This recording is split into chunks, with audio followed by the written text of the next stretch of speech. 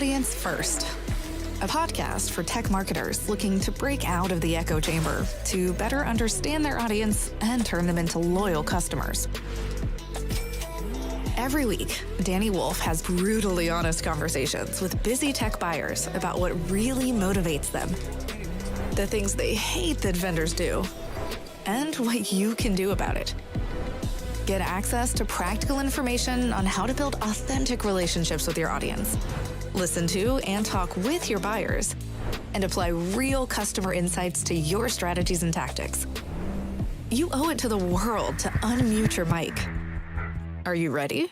All right, welcome to another episode of Audience First. I am so excited today because I have a full house of special guests. Not just one, but 3 special guests. I'm not going to do any justice introducing them. So we're going to go around the table here to give some introductions.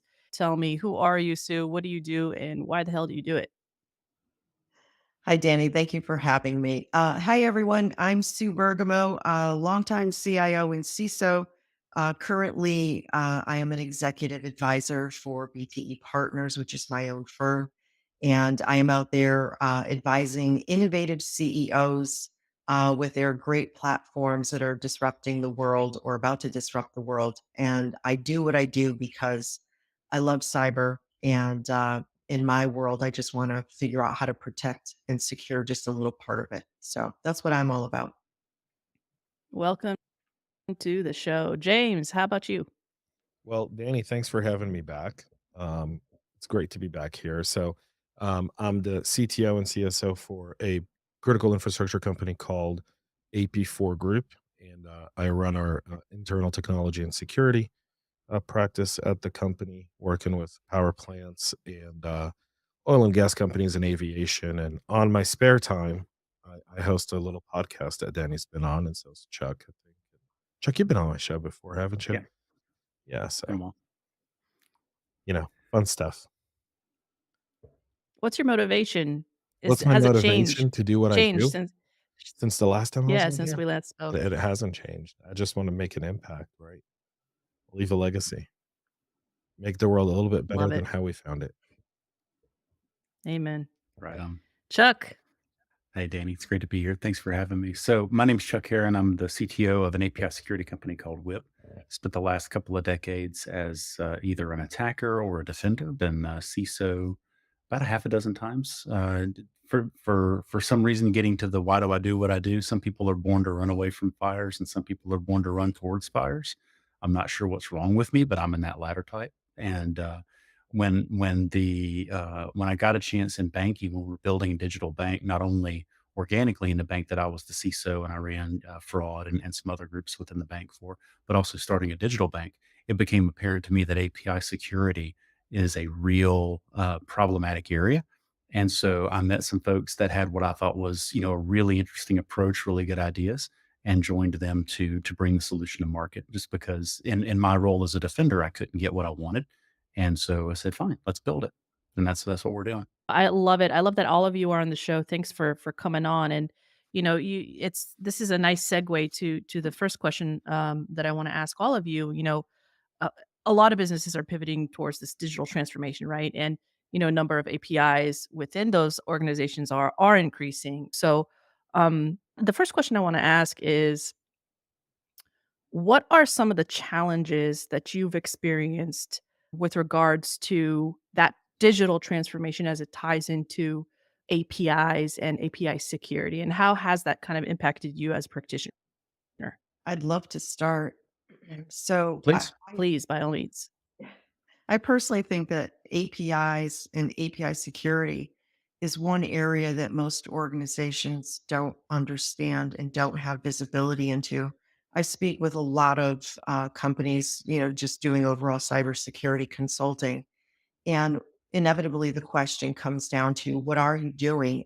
Even the most simplest things, like do you even rotate your keys, in your APIs, or if you have a service account, people look at me like I have 6 heads and they're like, what are you talking about? No, we don't do that. Well, that's just a basic security principle. So I think it's lack of visibility, lack of tools, lack of control, lack of a structure. And these are the challenges that organizations face. But the bottom line is, in your own, APIs or with your primary vendors, but then getting visibility into their primary vendors who are subcontractors to yours. There's really limited tools in the field right now that gives you a full view of what's actually happening in your environment. Yeah, if we go about it a little kind of from source to root cause, right? If we go from root cause to end result, we often security is oftentimes relegated to governance. And so we create some sort of API policy. That API policy has some sort of way to implement it and then try to adhere to it. And then the problem becomes that you're not really getting the entire life cycle of API creation, from creation to testing to deployment to inventory to activity. And that's the insight you need on API. And you want to be involved at the very, very beginning, right? You want to be involved at the development side of the application or wherever that API is being built. And then you also want to manage that third party side of the APIs that are flowing data. And those two things are two separate paths that have to intersect somewhere in order to give the right visibility. And API security isn't just a security person responsibility. It's the application owner responsibility. And I think that's oftentimes we keep talking to CISOs and we say, um, and I hear it all the time, it's your responsibility. Well, it's my responsibility to oversee it. It's my responsibility to get it in there, but it's also the whoever the product owner is that's creating these APIs, that team. It's also their responsibility as much, if not more, than my own. Yeah, completely agree. What we see in the field a lot, Danny, is we see a lot of organizations that haven't answered the fundamental questions about ownership and architecture. So the first thing that we recommend that companies do, and we help them to do, is who owns API security in your organization, and is that person or that group, are they aware of it, and do they have the authority that goes with that accountability? A lot of times things are missed just at that very basic sort of organizational level. And there's a saying, we have a number of sort of principles that we go by, and one of the main ones is you can't secure that which you don't understand. And a lot of security types do not understand what the development teams are doing. They don't know how the applications are being written. And to James's point about, even if you write standards, uh, how do you know that they're being followed? And how do you know that developers even know how to follow the standards? It mirrors my track to Wib, where I was building a digital bank, and I wanted to apply the fundamental practices of threat modeling, which I've done at enterprises and financial institutions for decades. And to do that, you need to see your actors, your assets, your interfaces, and your actions. Who's doing what to what via what. And I couldn't see that via my APIs. And if you don't know who's operating in your environment, it's not possible to develop a valid security model for that environment. One of the things that I'd like to bring up here too that really doesn't get talked about a lot, but API security, believe it or not, starts in procurement, right? And it's having a vendor management governance process in place so you understand what you're buying, who you're buying it from, where the liability is, right, in that purchase. And as you said, both of you said, who's the owners? And a lot of companies just don't even have that basic principle in place to start the process. And then, I agree with what you both said about the development side, and we can, explore that as this podcast goes on. Well, I Absolutely. mean, one thing to look at too, Sue, is we live in a as a service world, right? It's the world we live in, and everything as a service has one thing that we always hear from our teams, right? No matter what you do. Well, it's a really easy API integration. Just give me the API key and I'll connect it. Well, hang on, stop. Just a second there. Let's slow down. What are we connecting? What data is going through? How are we overseeing it? Is it going through our gateway? Is it not going through our gateway? Um, you know, what are they doing with the data once they get it? Is it a one-way API or a two-way API connection? What kind of API standard are you using to write this API? Like, there's 700 questions to that one simple integration piece, which, you know, I hate to say this, and Danny, feel free to use this later. Software salespeople are the new used car salesmen. It's so easy. It's just one API connection. Just give us your key. We put it in. Bam, baby. It's magic. It's magic. Just like that. We're connected. You can pay me and I can do what I do for you without any kind of view to the risks that it introduces to the enterprise. You know, You don't have to worry about the back end. It's all in the cloud. it's Don't worry about it. one of the things that I love to challenge engineering teams with is, so what kind of data is flowing through that API? And they always inevitably say to me, well, everything. And it's like, does that mean, 700 data elements or the 5 that you really need? Because there is a data privacy issue here as well, especially if you're a company that does any business internationally or within the EU states, right? You got to deal with GDPR. So it's really having an understanding of what's flowing through and then figuring out how to protect it. Yeah. And A recent case study, not to dig through into specific war stories, just we don't have time, but recent case study with a customer in the EU, over 1 million PII records in a database that was accessible via an API with no authentication required, all of which are covered by GDPR. Travel documents, passports, like all kinds of information just available to the outside world, and no authentication required, no monitoring. It's unfortunately we're doing the thing that humans do, where we're adopting new technologies dramatically more quickly than we're governing them. And unfortunately, this is the fastest one, probably prior to the burst of OpenAI onto the scene about a year ago. But the adoption of APIs and API first development without understanding of the risks associated has just exploded in the last 5 to 7 years. And it's only getting worse. So we estimate that roughly 50% of APIs are completely unmanaged. And based on my direct experience in the field the last couple of years, I think that's low. Like yeah, we just I started would say you're an really engagement low. and found tens of thousands I, of unknown APIs in one organization. Chuck, I would say you're really, really low because even if you look at, like, if you do a basic threat map and you look at what threat actors are doing and kind of, you know, Sue, you said it perfect. I'm an observer of trends, right? And that was such an accurate statement of anyone who's a practitioner in security. We observe trends because threat actors follow those trends. And so when we see these trends happening, we actually realize that that's going to be a path forward because that's where they're investing their time. They're not investing their time in stuff they can't monetize. They're investing their time in things that they can absolutely monetize, cause disruption in order to achieve whatever goals they've got, whether it be financial or otherwise. And so you're seeing all this investment in APIs and them targeting APIs and the threat actors and our adversaries really starting to create a system around it. And they're doing that in repositories, right? In PyPy and other Android repositories. They're doing it in GitHub and GitLab and Bitbucket and everywhere else. They're going in and, how many times do people put the API key in the GitHub repository and no one's ever looking for it? And it's there for the taking. Or hard code the password through, right? I've seen that before. That is We all that have. is a scary. I you know I don't know if I personally think we should e-fax the person who did that. Like with their here's an e-fax with your password. I know what it is. I have a special set of skills. Do taken in reverse.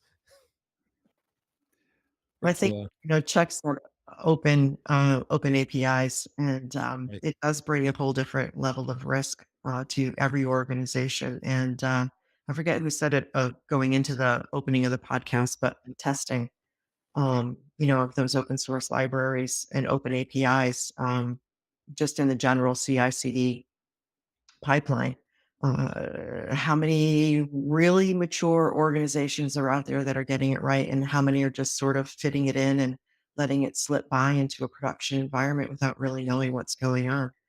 So, Chuck, I do agree with what James said. I think that the number that you gave is seriously low.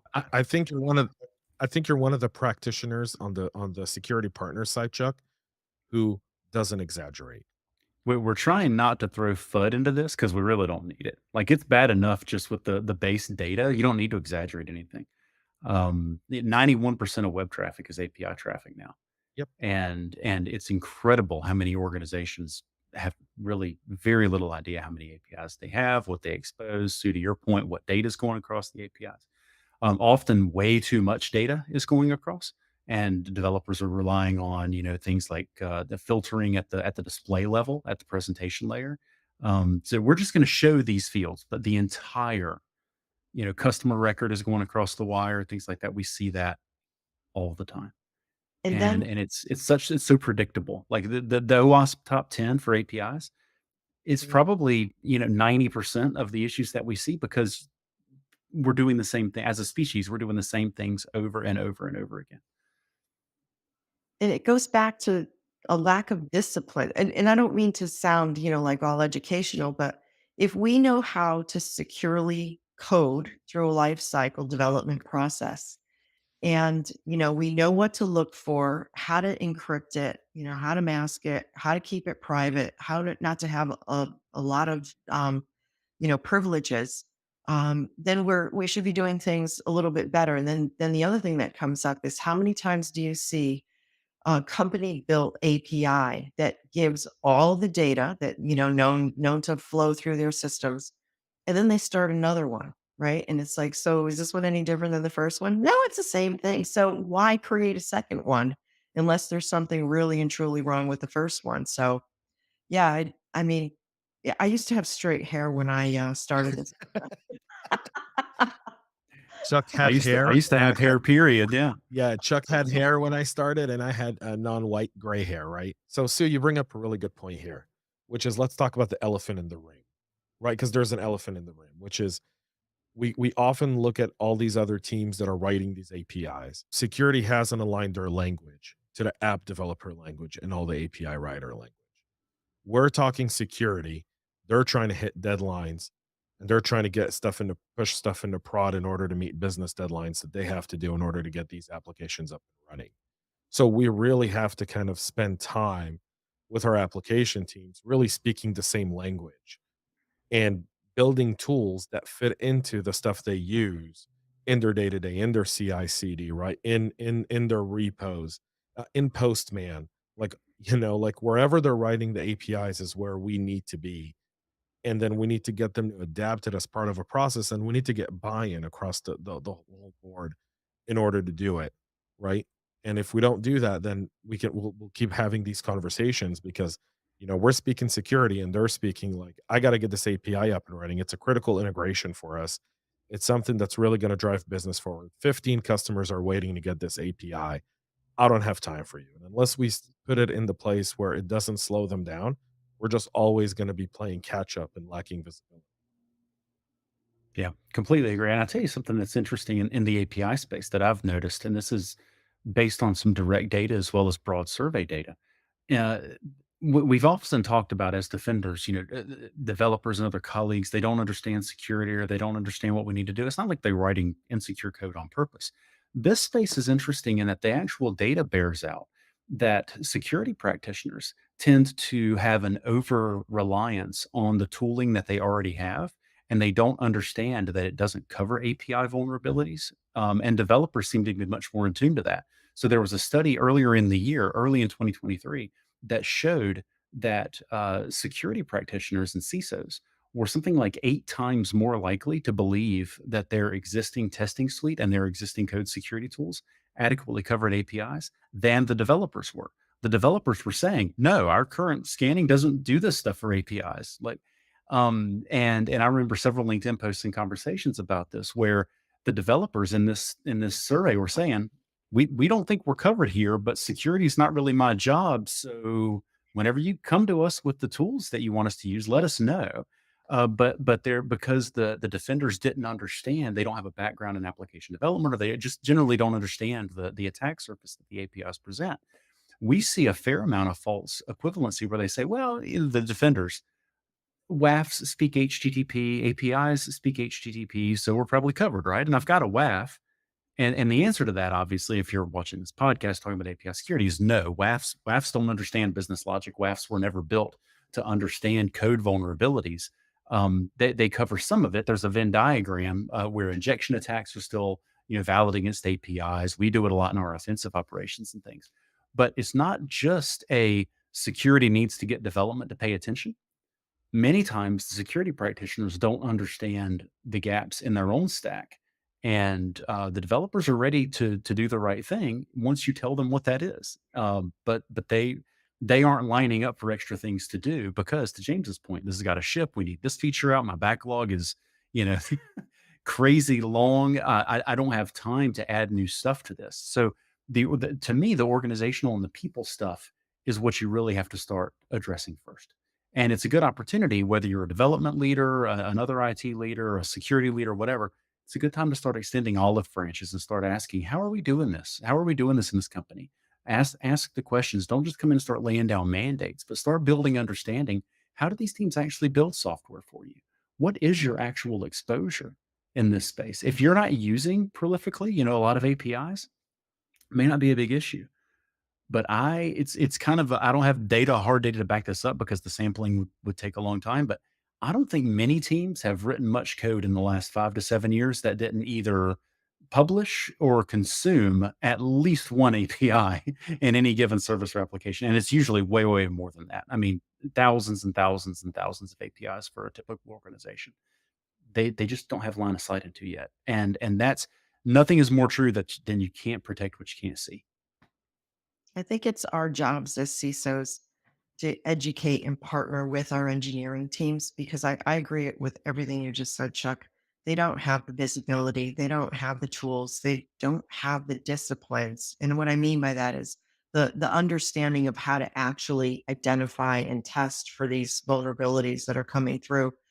And you can, even if it's sort of, I don't want to say too far gone, but even if you walk into an organization and, it's a little, helter skelter kind of thing, you can still put some things in place and ask them, what's your asset inventory, right? What's your Right. key rotation? What's your methodology around secure development? What's your testing before you go into production?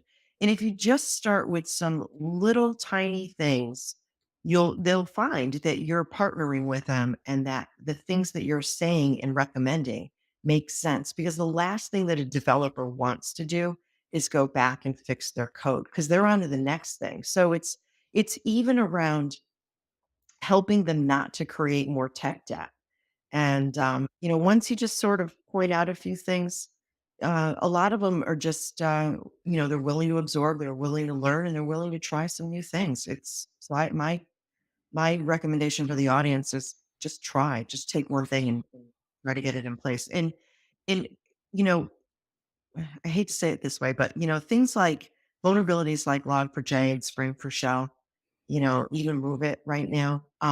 They hurt us, but they also helped us in a way because those organizations that didn't have good asset inventory more than likely do now because they scrambled to try to find, where those code libraries were or what that API was actually sending through to another organization. So, There is a good balance, by the way, Sue. yeah. Right? There's a good balance where if you really, as a practitioner, if you really want to get visibility, go and deploy an API, you know, monitoring visibility product in your dev environment and do one in your prod and see the difference, right? And start really kind of taking inventory from there because you're going to see a lot of stuff in dev that maybe they were considering on writing or stuff that's really in development that's inherently risky or inherently problematic that you can start to really kind of address in that birthing process of that API rather than waiting for it to hit potentially, your pre-prod environment and as security goes in to sign off on it, they go, well, all of these risks here, I'm sorry, we can't sign off on it. Now go back and fix it, which creates, obviously antagonism, from the app team. Like, why haven't you done this before? Why, we're on to our next sprint. Now we've got to stop our next sprint, go back and fix all of these things. Um, and so it's on us on security to also, we tend to focus everything on our prod environment where all the valuable data lives or pre-prod. Um, but we often forget about dev. And there's no better indicator of your entire organization and your developers and engineers than just watching dev. I learn more watching dev than I do watching prod any day of the week. Because it's the playground plays, right? It's where they're testing all Mhm. these different things. It's where they're testing all the secret sauce before they push it out. So if you can get in on the secret sauce, you'll be able to really add that ingredient to it to make it really awesome. Yeah, one thing that's fun for some customers when it's appropriate is one thing that we do is we auto generate API documentation, yeah, OAS specs, and it is an unfortunately common practice that we've seen a number of times for developers to take internal APIs or things that are meant to be internal APIs or APIs that are intended for some use, for some specific use, and then remove sections of the documentation that they don't want external people to use, and then publish that documentation in the developer portal, but they don't actually change the source code. So the things that they're still exposing the same as attack surface to the wild, but they're just removing it from the documentation. So it's literally like, blind spot as a service development. And when we generate the documentation directly from the code as well as the traffic that we capture, and we can do a diff, say, "Well, what about all these things here, what about these functions here?" We love to look through source code and find annotations and comments like, only admins should use this, and it's exposed all the way to the outside world. And I actually was on a panel not too long ago where I kind of had a mini intervention on the panel. There was a guy from an API platform who said, "Yeah, we take documentation and then just remove those troublesome parts of the code, and we can publish it to the outside world, right then." And I was on the stage, I was like, don't do that. What he just said, don't. Sorry to break the protocol panel here, but that's a really bad practice, and I'm sorry, but I can't I can't be up here endorsing that. Like, that's exactly what you don't want to do. But it's a factor going back to what Sue said about doing things on purpose, doing things with discipline, right? Don't just edit the documentation and expose it to the outside world. That's not a responsible exposure of your attack surface. Scanning for open ports to make sure your data is not being leaked into the wild, right? Like that's a quick test to do before a production run. Well, even making sure that you know PII data is encrypted, Mhm. right? Meaning PCI data is encrypted or HIPAA data is encrypted. How many APIs have I seen in just the last 3 4 years where you see an unencrypted, unhashed social security number going through the API? They're like, well, it's over TLS, and I'm like, Well, no, that's just not an acceptable risk. and James, I'm sure you're aware as well as everyone else on this panel, but if you're a part of the EU member states or working with a company as a part of EU member states, if you're using production data in dev or test, it must be masked, right? As part of Absolutely. GDPR. And I see it unmasked all the time, all the times. So you all are mentioning something, and this is, I mean, you all make my job much easier because the conversation flows so naturally that I don't even have to go through my line of questioning here. It just the segue is so beautiful. And Sue, before we hit the big rep button, we talked about, regulation. We talked about the need to be compliant and all different types of organizations and bodies are cracking down on compliance and regulation. So how does this impact you as practitioners? And I guess the second part to that question, which we can break down a little bit later, is how do practitioners who are focusing on API security, how are they impacted by the regulations and what needs to be done? There are two different buckets here, three different buckets. There's security, there's compliance, and there's data privacy.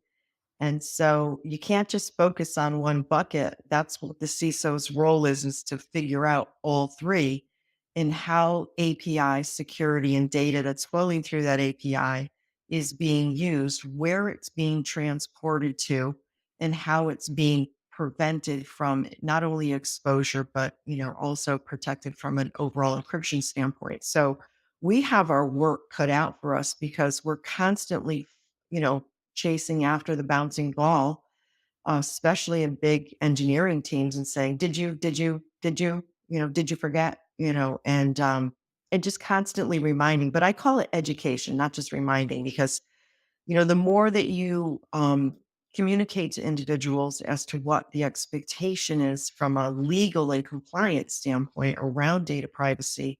Nobody wants to go into work and do the wrong thing. It's just bringing it to their attention so that they know it for the next time. And then, by the way, you have to check and test. So, Yep, agree. I think what we're seeing from a compliance perspective and how that's going to impact folks is that some of the major compliance frameworks are starting to specifically call out API security. And I'm talking to regulators regularly from groups like the CFPB, FDIC, OCC, some insurance regulators here in the US, and they're educating themselves on this attack venue, on this attack surface. And so for 2022 and 2023, I think a lot of companies got kind of a pass because it's a big blind spot a lot of places. They don't really understand it, but it's very quickly becoming table stakes to understand what's happening in your API ecosystem. It's very difficult to defend. I don't know what's going on in the interfaces that are 91% of web traffic. Like, at some point, the regulators go into an office space moment type meeting and say, well, what would you say you do here then? 91% of your traffic, you got critical business processes that are going over these interfaces. How do you not understand this? I think that's what we're going to see in 2024 and 2025, especially with PCI now becoming version 4. API security is mandatory in development, testing, production monitoring, and penetration testing. So everybody that's subject to PCI has got to get this at least manageable during 2024. If you're covered under PCI, it's specifically called out now in the new regulations. I think a lot of companies are going to get dragged into it that way. I'm going to play devil's advocate for a moment. Is that okay? I'm going to play devil's advocate for just a Right on. second. So, I think regulators are educating themselves. There's I've seen some of the documentation and some of the notes and transcripts from some of their, kind of internal meetings and conversations around topics like this one. I think they're going to get a lot of pushback over any sort of requirements around API security, at least in its current form. And it's stuff that we've seen before where regulators will come up with this really strict policy. Industry will push back. They'll go, wait a minute, let us go back to the drawing board and come up with something different. We get it. It's impossible. You guys can't do it, or it's really difficult to get done, or whatever the case may be. There's going to be a lot of industry pushback on this. And I feel like PCI has set a standard around payment information that might get copied over by others, because I feel like the PCI one is achievable and doable, Mhm. while I think a lot of the other ones seem to be over the top and are going to get a ton of pushback from industry. Moreover, regulators are now throwing security people under the bus at any given moment, and so we've had 2 CISOs prosecuted in the last 2 years, and and then and a bunch of other CISOs getting fired for a lot of incidents. That kind of, position where you fire your CISO right after a breach, is that trend is back up and running now all over again. Every company you see in the headlines 90 days later has an opening for a CISO role, Mhm. right? And so there is going to be multiple pushbacks against a lot of these regulations, because you've got to have a fair hand on it. Meaning, in order to make API security viable, there's got to be a board responsibility to it. And if it doesn't have a board responsibility to it, if it just falls on the shoulders of the CISO, then I think you're going to see a lot of pushback. I think you're right, but I think there's an aspect of this that's interesting, especially in the open banking space, where a lot of the open banking requirements, whether they're in the EU, the UK, things like PSD2, or here in the US, when we do open banking with small O and small b instead of the capital O and capital B across the pond, where the regulators like the CFPB are mandating and forcing um, the use or they're not forcing the use of APIs. They're forcing greater access and control over the customer's data, lowering the moats. The way you do that is via APIs. So they're setting the condition to almost make the market participants adopt microservice and API based architectures, and they're not giving any air cover for doing it insecurely. So you can't go back and blame the CFPB later on if, to meet their requirements, you implement an API poorly. So they're not going to tolerate, well, you told me to do it and I didn't know how to do it, so I did it wrong. You're not going to get any air cover in that space. I don't think that the macro trends are going to slow. I do think that, old saying in banking, the regulators aren't always right, but they are undefeated. So I'm watching very closely with what they're doing, and we're trying to help now proactively give them, these are the questions that you should be asking for, and that most of them are not technical. Most of them start at the tone of the top. How are you thinking about this attack surface? How are you thinking about this organizationally? What kind of visibility do your compliance teams have into these interfaces and things like that? We don't need to get with the regulators to, the number of minutes between an API attack exploiting Ebola vulnerability and security analysts opening a ticket. Like, they're not looking at that level of detailed operational metric now because frankly, most of the places they don't exist.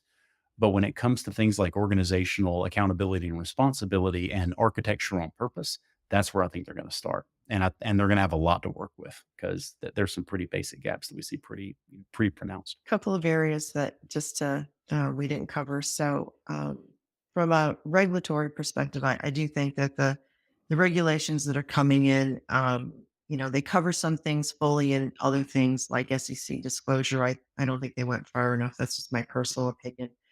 I don't believe that most auditors know how to write testing around API security. So it's important for organizations to have pen tests done and to at least prove that they can have some sort of structured methodology in order to, move from, dev to test to production, and show that you're going through the motions correctly.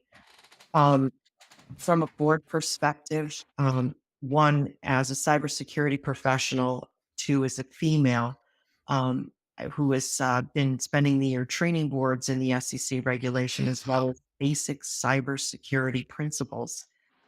Unless there's a CISO on board, which I don't know too many that have them, they just don't understand this space. And their motions are go to market and economic competitive conditions, sales, marketing, and finance security. While they know it's important, they just don't know what to do about it. So, it's still a gap as far as I'm concerned. Well, a lot of CISOs are lawyers, right? And And so, that's a conflict of interest. right? And so you have a lot of CISOs that are lawyers who will look at the regulation and look at the regulatory from a legal perspective rather than an operational perspective, and write governance based on that, and without really adhering to principles that provide security. I mean, if you just practice good API hygiene, right, you can pretty much meet any sort of regulatory standard for the most part. You just got to have good hygiene, which is easier said than done sometimes. The more I listen to this whole conversation, whether it's, the challenges of practitioners, developers, CISOs, with regards to board, with regards to regulation, the more I understand that this is a words problem and a communication problem. And correct me if I'm wrong, this is about how people process information. Like, this is an information problem. There's potential to get lost in translation, I feel like, here. And so what do we do to get on the right path as a space? You're right in a way, but I think this has to be done on an individual basis. And the reason I say that is because 9 times out of 10 communication problems come between CISOs and what they're trying to do in an organization is because they haven't studied their organization enough, or they haven't wielded relationships, or kind of brought down solutions to really help expedite stuff. And that's because we talk risk rather than talking business, right? A month ago we were sitting in a room in a meeting with about 70 CISOs, and the conversation was, how do we change our language from risk to business? And so if you want to talk about API security, you have to understand, if you want to talk about API security, you have to understand the talk application. And so you've got to learn the application language, number one. Number two, you've got to understand their work structure. How do they operate as a team? Right? What's the org chart look like? Who's the person who's really signing off on this? Who are some of the superstars, and who are some of the people who are the biggest influencers on those teams? Those are the relationships you have to go to, where you're reaching out a hand and saying, I want to help you help me. So help me understand, what are you guys dealing with? What are some of your challenges? What are you encountering with the business? What do you need in order to be able to hit your sprints, in order to be able to hit your deliverables to the business on time? so that we help our customers better. And then identify those gaps and start to solution for them and not for you. If you solution for them, then you'll solve that problem. But you're oftentimes we go and we say, this is an unacceptable risk surface. It's open Ebola. Well, you know what's the first thing you do that to anyone who does an application engineer? Go ask them, you're open to Ebola attack. You know what the first thing they're going to do? What the heck's Ebola? And if they feel comfortable enough, or they're going to go Google it because they don't know what it is. How can the vendors and companies who are trying to sell into the practitioner community help you achieve this? Like, what needs to be done from Go the study the sales and the application. Stop marketing and the talking to security people and go talk to application engineers, and then understand Mhm. their language, their challenges, and then write it up in a way where you can hand a one-page document to your security champion who's taking your product and taking it across the company in a language that those application engineers are going to understand.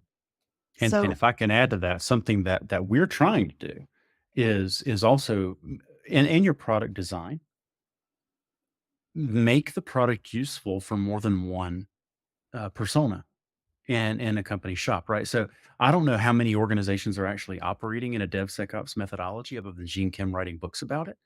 But we are trying to make our platform easy to use for multiple personas within a target organization so that they have common ground. They can come and see things in a common way. And in my view, the single most important thing that security vendors can do in this space is eliminate or reduce false positives. Nothing kills a new security initiative like sending the devs 2,000 tickets full of false positives. They don't have time for it. They're not going to waste their time on it. And it just demonstrates that you don't understand the real issue. You ran a scare, you found a bunch of stuff, and now I got to deal with your lack of understanding.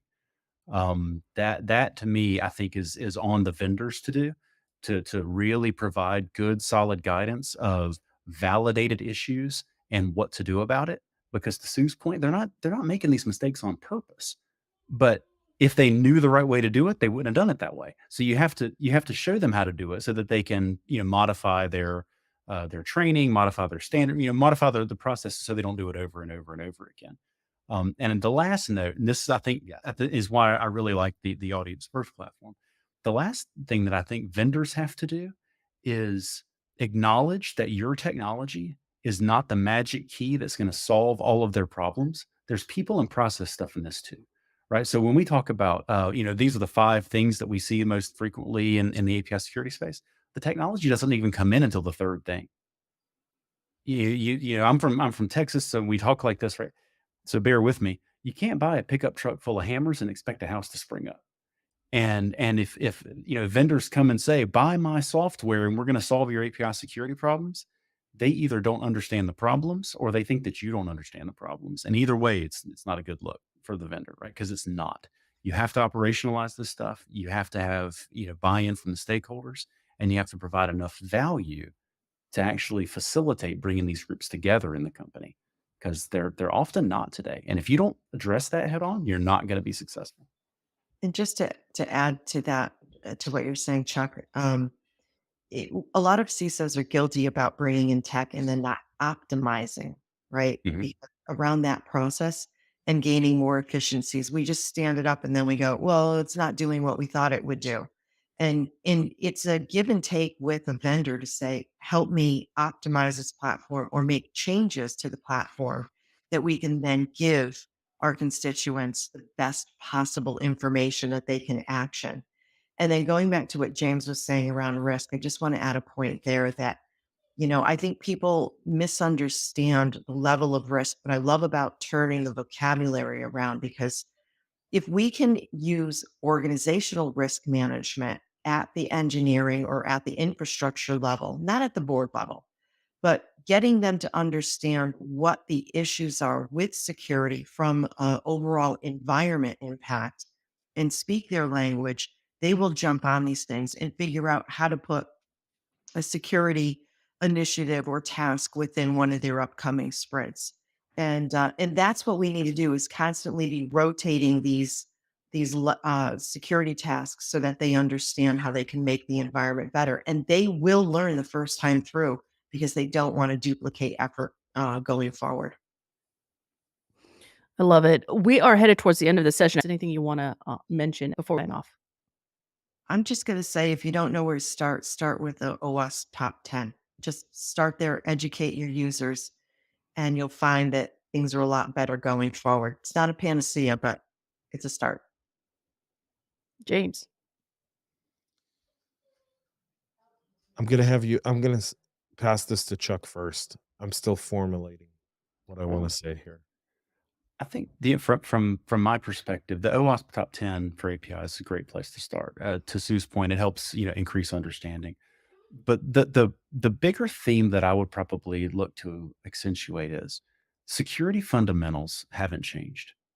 The technologies have changed, but the fundamentals of understanding your asset inventory, understanding your attack surface, threat modeling, understand your assets, actors, interfaces, and actions, who's doing what to what via what. Just because we're now in the cloud or we have a microservice architecture, these fundamentals haven't changed. And I think the critical thing is understanding that the fundamentals haven't changed and making sure that you have the processes and the tooling that you need to apply those fundamentals to your new attack surface. So whenever you're changing your architecture, you still need to understand your threat model. You still need to understand what your normal usage patterns look like. No magical, it's in the cloud, you don't have to worry about that anymore. No, don't listen to the vendor BS if they tell you that, because it's not true. And I think the key to good security overall is making non-discretionary behaviors non-discretionary. That's the discipline, right? If you need to understand what's happening before something goes into production, it is up to the security team to work with their colleagues to figure out how to do that at the speed the business needs. That's your job. You can't, post breach or in any, sort of board interaction. I don't know what the devs are doing. Like, it just makes management look silly and makes management look like they don't know what they're doing, that they're ineffective. And that is because they are ineffective. They are looking to you to solve these problems as technology leaders. So if you need help from a specialty firm, come get help from a specialty firm. We're happy to help. But the fundamentals haven't changed, even though the technology has. So keep that discipline and understand and design your architecture with intention. So I think, having formulated and kind of taken what Chuck and Sue have said, I'm not going to repeat it. I'm just going to say one last thing. Adjust your language to your internal business. Align any goal you have from a security perspective to the business, and make sure you're adopting the terminology that your company uses and that these different teams use in order to deliver.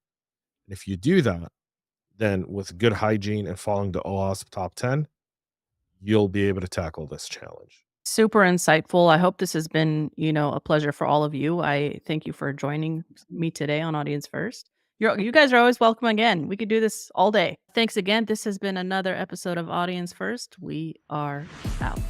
Thanks for tuning in to this episode of Audience First. If you like what you've heard, feel free to follow or subscribe to Audience First on Apple, Spotify, or any of your favorite podcast streamers.